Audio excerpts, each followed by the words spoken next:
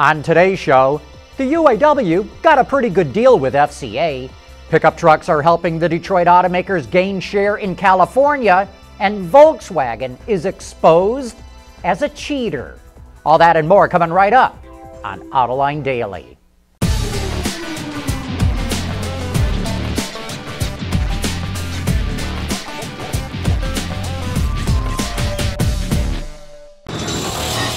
This is Autoline Daily for September 21st of 2015.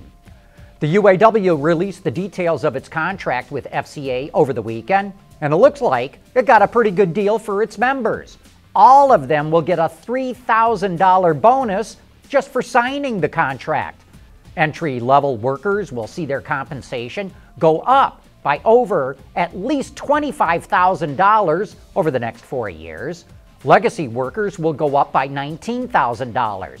But by hitting targets for quality and profits, all of their compensation could go up by an additional $4,000 to $13,000 over the life of the contract. The profit-sharing formula pays each worker $800 for every 1% of profit margin. But if the profit margin exceeds 8%, additional bonuses kick in. UAW workers will also get 64 paid holidays, which works out to 16 holidays a year. Now, that's what the UAW got. Automakers rarely publish what they won during contract negotiations, but one thing we did learn is that FCA is going to move all of its passenger car production out of the United States and down to Mexico. Its U.S. plants will now only make trucks, crossovers, and SUVs. We've been reporting for over a year that hybrid sales are dropping fast in the American market. Well, guess what?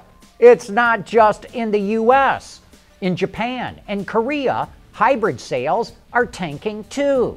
Hybrid production in Japan is down 29% compared to last year, and that includes drops at Toyota, Lexus, Honda, Subaru, and Mazda. And you know, when you see a global downturn in one specific segment, you know something's going on in the marketplace. So my question to you is, why are fewer car buyers turning to hybrids? If you think you know why, we sure want to hear about it. Coming up next, Detroit's automakers score big in California, while Magna looks to reshore business from China. Autoline Daily is brought to you by Bridgestone Tires, your journey, our passion. Dow Automotive Systems, breakthrough technologies for lightweight vehicles. And by Pure Michigan, leading the automotive world in intelligent connected vehicles. We run on brain power. Import brands dominate the California market, but the Detroit automakers are starting to make inroads thanks to the popularity of their pickup trucks. Through the first 6 months of the year, registrations for GM, Ford, and FCA in California are up more than 14%, while the import brands are up 10%. The Ford F-150 is the top model amongst pickups and SUVs in California, and the Chevy Silverado in Colorado are helping to conquest Toyota owners at a higher rate in the Golden State than nationwide. The Detroit automakers also have been introducing more high-trim models of their pickups, and those have been a hit in California as well. And the trend is expected to continue thanks to rising employment and a strong housing market, both of which are good indicators for pickup sales. For the last several decades, manufacturing has shifted from developed nations to emerging markets, but could that trend start to reverse? Don Walker, the CEO of the supplier company Magna, just told Reuters that the falling cost of automated manufacturing could shift production from low-cost countries back to Europe and North America. A study from the Boston Consulting Group found that the total cost of manufacturing labor will drop anywhere from about 20% to 30% by 2025 in countries that use intelligent robots.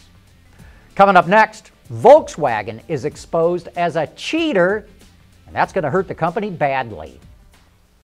For the people at Dow, racing is a sport and a science. We enjoy one and learn from the other. But like most competitive people, We like winning at both. This is the human element at work. Dow. There's more car news and industry insight from the Autoline Network every day. Take a moment to click that subscribe button. You'll never miss another Autoline episode.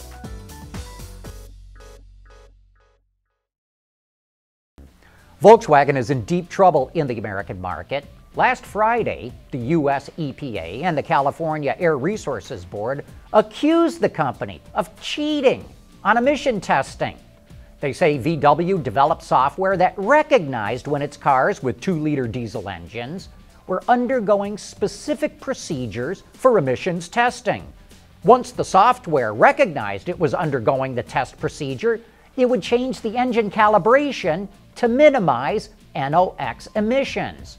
But in normal everyday driving, the EPA says those diesels would emit anywhere from 10 times to 40 times the limit. Oxides of nitrogen, as they're also called, lead directly to the formation of smog, and that in turn causes respiratory problems in humans. Now think about this. Volkswagen must have discovered that its diesels did not drive that well if they met the NOx standards.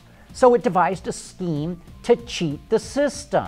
It had software engineers develop the algorithms to recognize the test procedure and change the engine calibration. It then had to test that software to make sure it cheated the right way. And then it had to validate that software to install in all of its engine computers. And this went on for at least 6 years. As a result, VW now faces a potential fine of $18 billion. I doubt the fine's going to be that big, but it is going to be a whopper.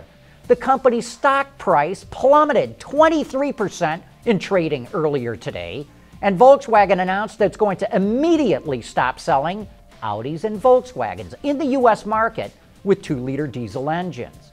So now we need to know who made the decision to cheat the system and how far up the chain of command did this go?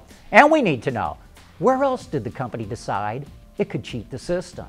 I got the feeling this story is far from over. I'd also like to hear your thoughts on this situation. You know, I hate reporting stories like this because this gives the automotive industry such a bad name.